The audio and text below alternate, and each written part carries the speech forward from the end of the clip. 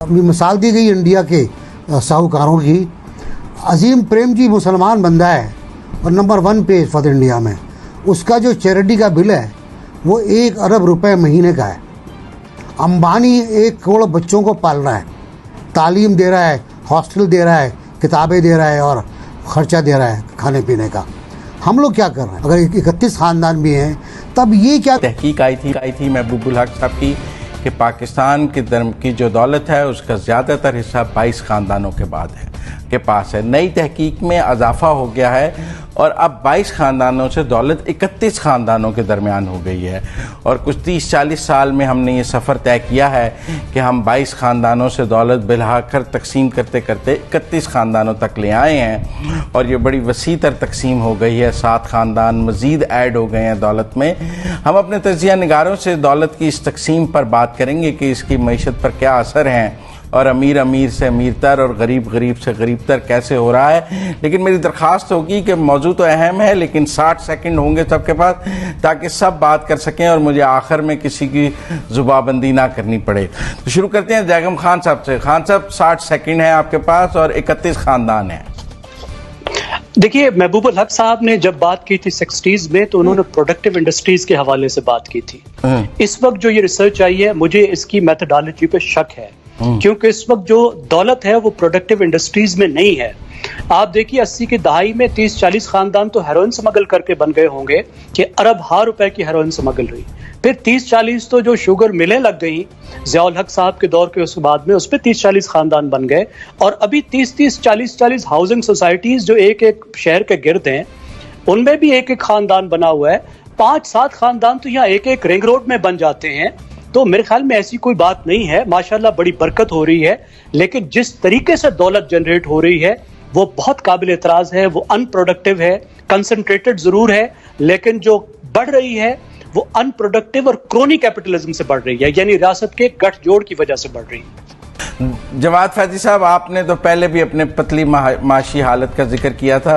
आपको भी ये तहकीक दुरुस्त नहीं लगती? आपके ख्याल में ख़ानदान ज़्यादा हैं और ये नई तहकीक के 31 शायद फाइलर 31 हैं और बाकी चूँकि जैगम साहब ने हीरोइन और दूसरी जिक्र किया तो वो डिक्लेयर्ड दौलत नहीं होगी कि उन ख़ानदानों की। देखिए मुजम्मल, बात यह है कि मैं तो परेशान हो गया 22 से जब 31 की बात आई। मैंने कहा कुछ 2-3 हज़ार साल तक शायद हम भी इसमें शामिल हो जाएं जब मुनसिफाना तकसीम होगी। मैं तो इससे भी ज़्यादा बात ये कहूँगा कि जनाब इमरान खान किबला आली मर्तबत, अल्लाह उनकी ज़िंदगी में बरकत अता फरमाए और उनकी ज़बान में भी अल्लाह करे बरकत आई जाए।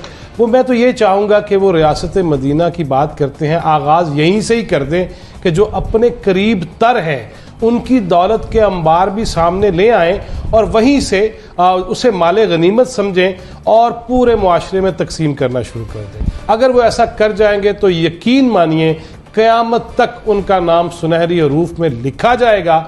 और अब कोई इल्हामी किताब तो नहीं आ सकती लेकिन क़यामत के बाद अल्लाह ताला उनके अजर में इतना इजाफा कर देंगे जो बड़ी बड़ी अहम शख्सियात की। नसीम सिद्दीकी साहब, वो कहते हैं इमरान खान मतलब हुक्मरान अपनी दौलत गुरबा में बांटें और दौलत की तकसीम खुद ब खुद शुरू हो जाएगी। लाजमी बात है। इसमें फैजी साहब ने तो इमरान खान का नाम लेना है ना, और अपोजिशन में से भी 2-4 आप शरीफ खानदान का लेते हैं। मैं किसी का नहीं बात है, मैं नाम अपने अपना खानदान है जो जिसको जो अच्छा लगे मैं किसी का नाम नहीं लूंगा। मैं सवाल की तरफ आता हूँ कि बात यह है कि इसमें कोई बुराई नहीं है कि अगर कोई खानदान अमीर होते हैं। जब बर सगीर पाको हिंद की तकसीम हुई थी आपने देखा कि इंडिया में भी उसमें खानदान थे, टाटा था, बिरला था, यहाँ पे सहगल थे, दाऊद थे।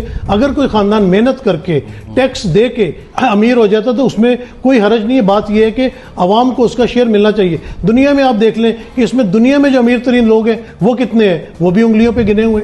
आप बरतानिया में देख लें, वहाँ पे भी अमीर ख़ानदान अगर आप देखेंगे लेकिन वो प्रॉपर टैक्स पे करते हैं और टैक्स पेयर की मनी से गरीब को वहाँ पे रोटी, कपड़ा, मकान, जो गरीब का एक चीज़ उसका हक बनता है वो इसको मिलता है। तो अमीर होना कोई हरज नहीं है लेकिन गरीब के कंधे पे चढ़ के या उसकी गर्दन पे पैर रख के खुदारा अमीर ना बने। जितने अगर 31 31 खानदान है, मेरी दुआ है पाकिस्तान में 50 खानदान हो, 100 खानदान हो, फैजी का भी खानदान उसमें शामिल हो जाए, तो ये एक अच्छी बात है। जब मईशत की चक्की चलती है, जब सरमायादार पैसा लगाता है, इंडस्ट्री लगाता है, तो कितने लोगों को उसमें रोजगार भी मिलता है। तो मेरे ख्याल है इसमें कोई बुरी बात नहीं है, इसमें और ज़्यादा नंबर इंक्रीज होना चाहिए। ठीक है। जुनैरा नसीम सिद्दीकी साहब के ख्याल में दौलत की ये तकसीम, लोगों को अमीर से अमीर तर होने का हक हासिल है, कारखाने भी लगने चाहिए, और उनके ख्याल में इस तरह ये जो ख़ानदानों में दौलत की तकसीम है ये कोई बुरी बात नहीं, पूरी दुनिया में ऐसे ही होता है। देखिए, वाकई अमीर होने में तो कोई खराबी नहीं है ना। अगर किसी के पास मेहनत करके पैसा ज्यादा आ गया तो आप उसे क्वेश्चन नहीं कर सकते। हाँ, ये कल्चर गलत है कि आप उसको आगे ब्रीड ऐसे करें कि आप एक इलीट क्लब बना लें, आप अपनी मर्जी की पॉलिसीज मंजूर कराएं, आप अपनी मर्जी के लॉज मंजूर कराएं, चीजों को हार्बर करें और आम आदमी की पहुंच से अपॉर्चुनिटीज को और इंसेंटिव्स को दूर रखें। That is the real problem. Cartel बनाएं। ये प्रॉब्लम तो इस हद तक है कि हमारा जो एलीट क्लब है उसी के लिए बजट बनते हैं, आम आदमी के लिए कब बजट्स बनते हैं? सारी पॉलिसीज, इंपोर्ट्स, एक्सपोर्ट्स, एवरीथिंग आप फिंगर्स पे, ये 31, 34 फिंगर्स पे बता सकते हैं किस पॉलिसी से किस खानदान को फायदा हो रहा है। सो क्लास स्ट्रगल हर जगह एक हकीकत है, लेकिन जब ये एक हद के एक बैलेंस से हट जाती है तो फिर वहां केओस आता है, and we are going close to that. NBC, मैंने जान के आपको आखिर में रखा इस सवाल में, क्योंकि मेरे ख्याल में आप सबको सुनकर फिर इस पर बात करें। जुनैरा के ख्याल में जायज़ दौलत कमाना कोई बुरी बात नहीं है, लेकिन अगर कार्टेल बनाए जाए, बात की ना हाँ, क्योस की बात, जो क्योस की बात की जुनैरा ने, मैं उससे एग्री करता हूँ। लेकिन दौलत की अगर आप तकसीम मुनसिफाना नहीं करेंगे, लोग अमीर हो जाएं, कोई मसला नहीं है, कोई इशू ही नहीं कॉमरेड। लेकिन दौलत की मुनसिफाना तकसीम अगर आप नहीं करेंगे तो क्योस होगा, क्योस के साथ साथ इंतशार होगा, और उसका मतलब है कि अदम बर्दाश्त के साथ अमन भी ख़त्म हो जाएगा, और मुल्क इनकलाब की कोई शक्ल सामने आ जाए जो आपको पसंद ना आए, मुल्क को पसंद ना आए। तो दौलत की मुनसिफाना तकसीम, और जो बड़े जो 31 ख़ानदान अगर हैं, 31 ज़्यादा है मेरा ख्याल है, अगर 31 ख़ानदान भी हैं, तब ये क्या कर रहे हैं गरीबों के लिए? मिसाल दी गई इंडिया के साहूकारों की। अजीम प्रेम जी मुसलमान बंदा है और नंबर 1 पे फॉर इंडिया में। उसका जो चैरिटी का बिल है वो 1 अरब रुपए महीने का है। अंबानी 1 करोड़ बच्चों को पाल रहा है, तालीम दे रहा है, हॉस्टल दे रहा है, किताबें दे रहा है और ख़र्चा दे रहा है खाने पीने का। हम लोग क्या कर रहे हैं? ये दौलत जो है ये किस तरह, मतलब वो दौलत भी ले लो मगर छीन लो मुझसे मेरी जवानी, लौटा दो बचपन प्यारा, वो जमाना वापस नहीं आने वाला। लेकिन एनबीसी, वक्त की कमी है, मैं आपको, इस मुल्क में अमन कभी नहीं आएगा। ठीक है, जो दौलत की तकसीम मुनसफाना होनी चाहिए और सबको तरक्की करने के जो मौके हैं वो यकसा होने चाहिए, उनमें दौलत कमाने के मौके भी रियासत की तरफ से यकसा दिए जाने ज़रूरी हैं।